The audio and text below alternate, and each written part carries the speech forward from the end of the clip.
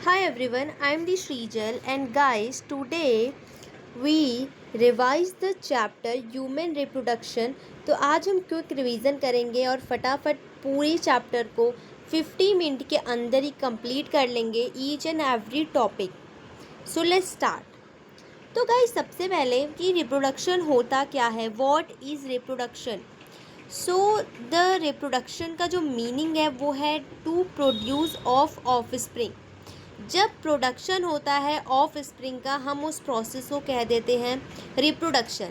And it is a biological process and reproduction is very necessary for continuity of species.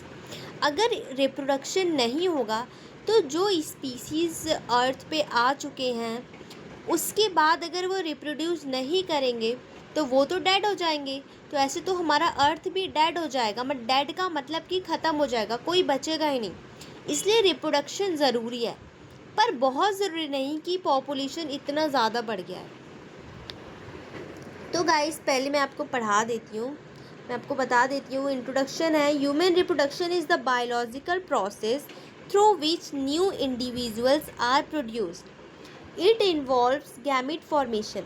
So guys sexual reproduction की अगर हम बात करें तो उसमें होता है गैमीट का फॉर्मेशन, उसमें फर्टिलाइजेशन होता है, इम्प्लांटेशन होता है, एम्ब्रियोनिक डेवलपमेंट होता है, प्रेगनेंसी एंड बर्थ। तो गैमीट फॉर्मेशन का मतलब ये होता है कि guys male and female gamete का फॉर्मेशन होता है, मतलब कि मेल में स्पर्म फॉर्म होता है एंड फीमेल में ओवा एग फॉर्म होता है। फर्टिलाइजेशन में एक ऐसा प्रोसेस है जिसमें कि मेल एंड फीमेल गैमेट जब फ्यूज़ करते हैं और जाइगोट का फॉर्मेशन हो जाता है, उस प्रोसेस को हम फर्टिलाइजेशन बोल देते हैं। इम्प्लांटेशन की अगर हम बात करें, इम्प्लांटेशन से पहले जो प्रोसेस होता है the formation and development of blastocyst. तो वही ब्लास्टोसिस्ट जब एंडोमेट्रियम में जाके अटैच हो जाता है, उसी प्रोसेस को हम कहते हैं इम्प्लांटेशन।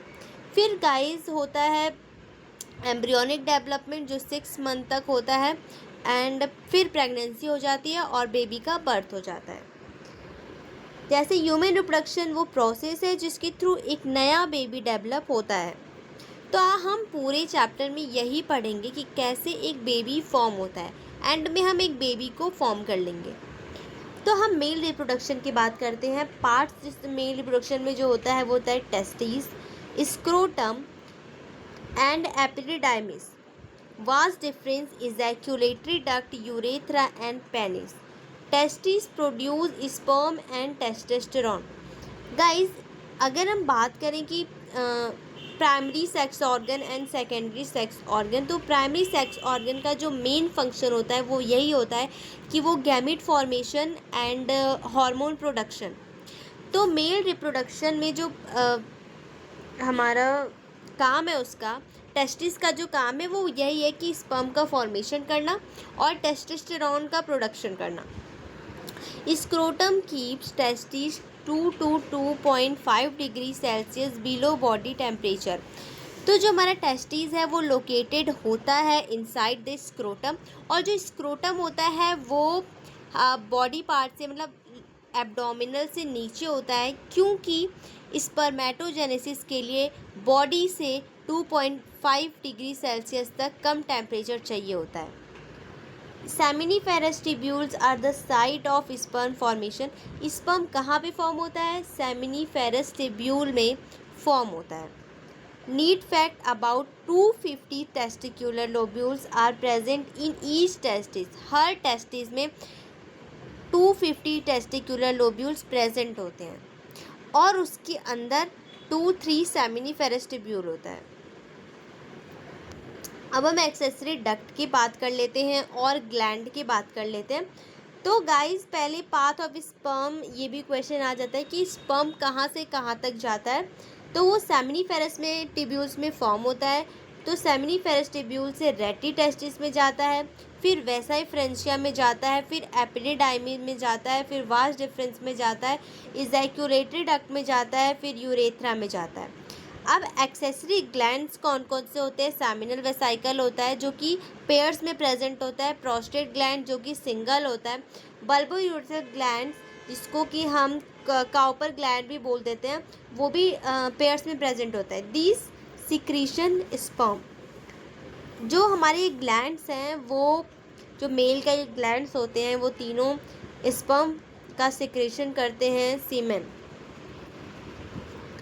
जो ये सिक्रीट करते हैं उनको मिला के, जैसे म्यूकस हो गया, इन सबको मिला के सीमेन बोलते हैं। स्पर्म प्लस म्यूकस प्लस जो भी जितनी भी चीज़ें प्रोड्यूस करते हैं ग्लैंड्स, उनको मिला के हम सीमेन बोलते हैं। फोर्थ है गाइस स्ट्रक्चर ऑफ स्पर्म। तो स्ट्रक्चर ऑफ स्पर्म में स्पर्म हैज़ एक हेड होता है, nucleus and acrosome, second is neck, third is middle piece, mitochondria, और फोर्थ में tail, movement acrosome contains enzyme that help in fertilisation में help करता है। फिफ्थ हम पढ़ते हैं फीमेल रिप्रोडक्टिव सिस्टम, जो कि female reproductive system is easy than male reproductive system, because इसमें गाइस देखो पार्ट्स की बात करें तो हम ओवरीज, फैलोपियन ट्यूब्स। अब ओवरीज में प्राइमरी सेक्स ऑर्गन है, तो इसका क्या फंक्शन होगा? यही होगा कि हार्मोन का प्रोडक्शन करना और गैमेट का फॉर्मेशन करना। गैमेट में ओवा का फॉर्मेशन करता है और हार्मोन का प्रोडक्शन करता है। स्टेप्स में oogoonium, तो गाइज इसके हम इस बात कर लेते हैं कि इसमें कितने पार्ट्स होते हैं, क्या क्या होता है। तो ओवरीज होता है, फैलोपियन ट्यूब्स होता है, यूट्रस होता है, सर्विक्स होता है, वेजाइना, जो कि वेजाइना को हम बर्थ कैनाल भी बोलते हैं। वेजाइना फंक्शन, ओवरी प्रोड्यूस ओवा। अब आपको समझ में आ गया होगा कि ओवरी का जो फंक्शन है वो ओवा प्रोडक्शन करना है, तो ओवा को प्रोड्यूस करता है। एंड फीमेल हार्मोन्स जो मोस्टली होता है वो होता है oestrogen and progesterone. Need fact में बात करेंगे, secondary oocyte is release during ovulation. Ovulation का जो टाइम होता है उसमें सेकेंडरी oocyte रिलीज होता है। Then we talk about oogenesis. oogenesis is the process of formation of ovum in ovaries. अब स्टेप की बात करें तो oogoonium एक सेल होता है, फिर उसके बाद बनता है primary oocyte, then secondary oocyte, then ovum. Important क्या आपको याद रखना है, one primary oocyte produce only one functional ovum. तो गाइज वन प्राइमरी oocyte सिर्फ एक फंक्शनल ओवम बना सकता है। oogenesis is equal to one egg from one primary oocyte। 7 topic जो हमारा स्पर्मेटोजेनेसिस है, formation of sperm inside seminiferous tubule. Spermatogenesis में स्पर्म का फॉर्मेशन होता है सेमिनिफेरस ट्यूब्यूल में। स्टेप्स क्या होता है, स्पर्मेटोगोनिया सेल्स होता है, then primary spermatocyte, then secondary spermatocyte, then spermatid and sperm. Important में क्या याद रखेंगे आप, one primary spermatocyte forms 4 sperm, hormone involved FHS and LH and testosterone। LH का फुल फॉर्म है luteinising hormone. Then menstrual cycle पे भी questions आ जाते हैं, उसको भी पढ़ लेते हैं। एवरेज साइकिल जो होता है वो 28 डेज का होता है। इसमें फेजेस होते हैं, एक फर्स्ट इज मेंस्ट्रुअल फेज जो कि 1 से 5 दिन तक रहता है। दूसरा फेज़ है फॉलिकुलर फेज़ जो कि 6 से 13 दिन तक रहता है। एंड थर्ड है ओव्यूलेशन, जिसमें कि ओव्यूलेशन हो जाता है डे 14 पे। एंड ल्यूटियल जो फोर्थ फेज़ है वो ल्यूटियल फेज़ है जो कि 15 to 28 डेज में रहता है। Ovulation is induced by LH surge. जो NEET most important asked question पूछा गया है वो है guys, ovulation usually occurs around the 14 day. जो ओव्यूलेशन होता है वो 14 डे पे ही अकर होता है। Then we talk about fertilization. Fusion of sperm and ovum forms a zygote. जब स्पर्म एंड ओवम फ्यूज़ करते हैं तो जाइगोट का फॉर्म होता है। Site of fertilization ampullary isthmic junction, जहाँ पे फर्टिलाइजेशन होता है of fallopian tube. Result, haploid sperm plus haploid ovum form करते हैं डिप्लॉइड जाइगोट। देन गाइज अब हम पढ़ेंगे cleavage and blastocyst. Zygote undergoes repeated mitotic division called cleavage. जब जाइगोट माइटोटिक डिवीजन में जाता है उसको हम बोलते हैं क्लीवेज। स्टेज क्या होता है? जाइगोट, फिर 2 सेल, फिर 4 सेल, फिर 8 सेल, फिर फॉर्म होता है मोर्यूला।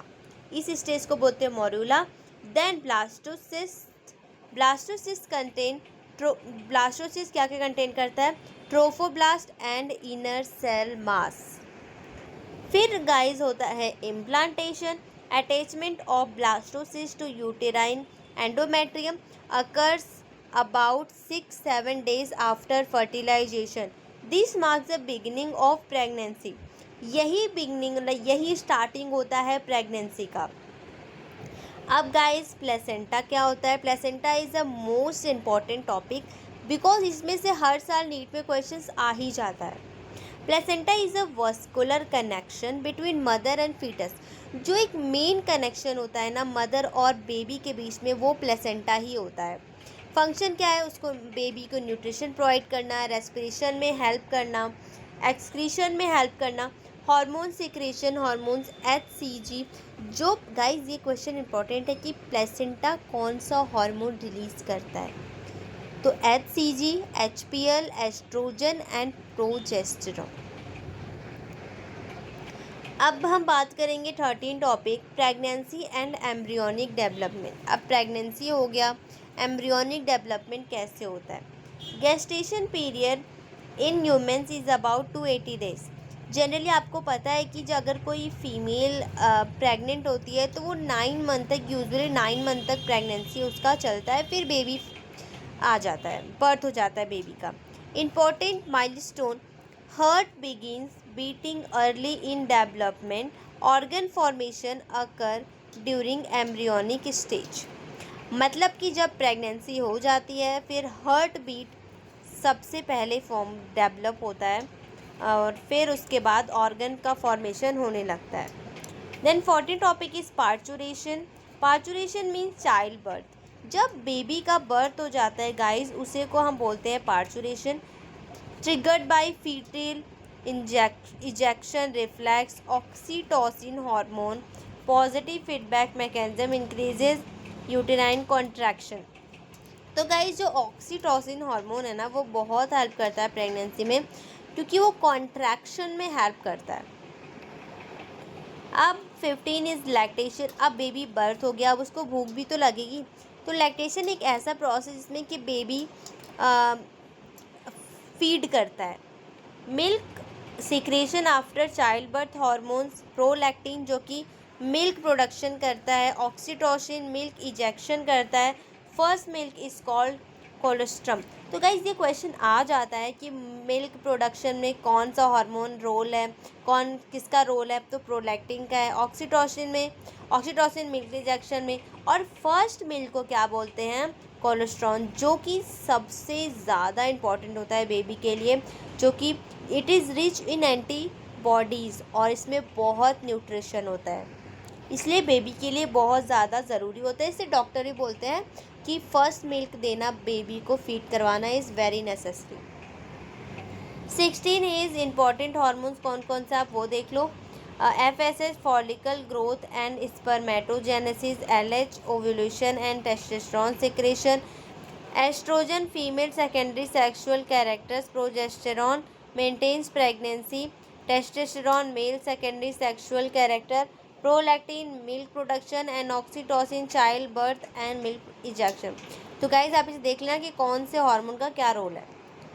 अब हम NCERT one liners for need देख लेते हैं। Fertilisation occurs at ampullary isthmic junction, implantation occurs in uterus, seminiferous tubules form sperm, colostrum contain antibodies, LH surge causes ovulation, placenta acts as endocrine tissue, human gestation period 280 days का होता है।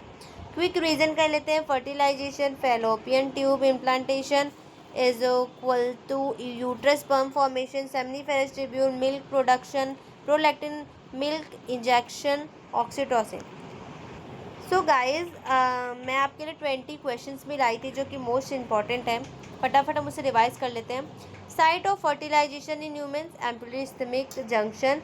Second is hormone responsible for ovulation. Answer is LH. Third is milk production hormone, prolactin. Fourth is milk ejection hormone, oxytocin. Fifth is functional unit of sperm is seminiferous tubule. Sixth is human gestation period 280 days. First milk is called colostrum. Male sex hormone testosterone. Female gonads are ovaries. Guys ये याद रखना आपकी female gonads are ovaries. Male gonads are testes. Which structure implants blastocyst? 12th is which hormone maintains pregnancy? Answer is progesterone. 13 is acrosome contains. Answer hydrolytic enzymes. 14 is sperm motility depends on. Answer tell. 15 is site of spermatogenesis, seminiferous tubule. 16 is ovulation occurs around 14 day. 17 is placenta secrete HCG and HPL.